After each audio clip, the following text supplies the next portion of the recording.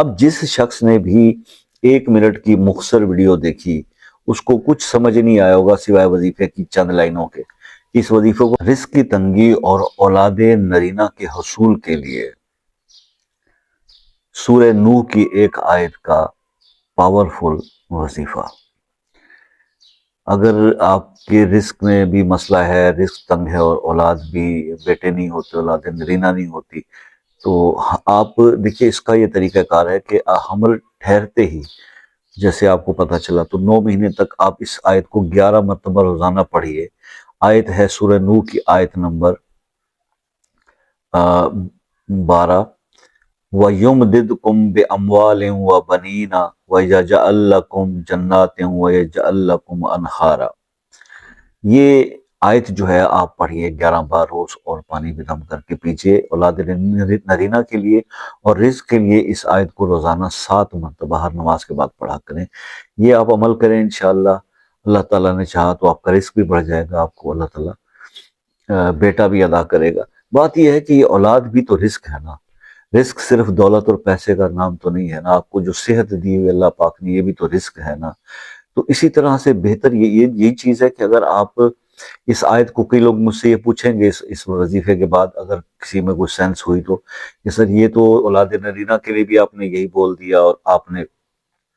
رزق کے لیے بھی یہی بول دیا، تو رزق کی بیسیکلی تنگی، رزق تو ہے وہ صرف دولت اور پیسے کا نام تو نہیں ہے، آپ کے رشتے بھی تو رزق ہے نا، آپ کے جو اچھے دوست ہیں مخلص وہ بھی تو رزق ہے نا،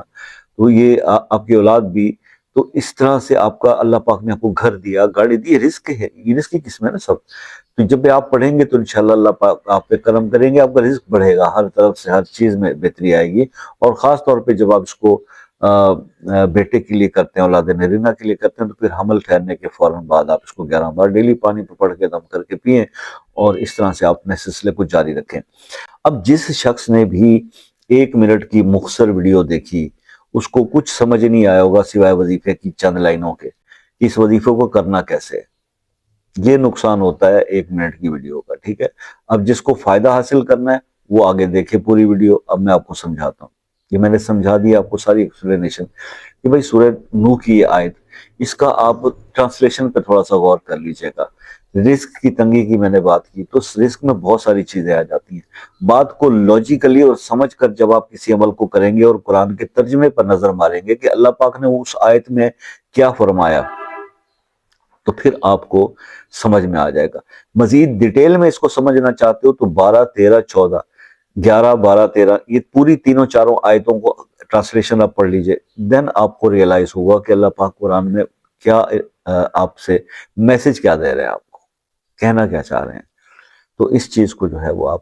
سمجھیے اور پھر آپ وظیفہ کیجئے، پھر اس کے رزلٹ دیکھیے۔ مزید کچھ سمجھنا ہو تو آپ مجھ سے رابطہ کر سکتے ہیں واٹس ایپ پر، ایک میسج کر دیں، ٹائم لے لیں کال کا،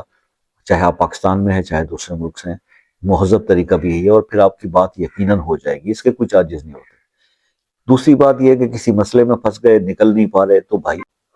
تو جناب یہ انشاءاللہ دعاؤں میں بھی خاص شامل کریں گے، اور آپ لوگوں سے بھی ہمیشہ ریکویسٹ رہتی ہے کہ دعا میں یاد رکھیے گا، اپنا بہت سارا خیال رکھیے گا۔ زندگی رہی تو نیکسٹ کسی ویڈیو میں آپ سے ملاقات ہوگی، تب تک کے لیے اجازت دیجیے، اللہ حافظ۔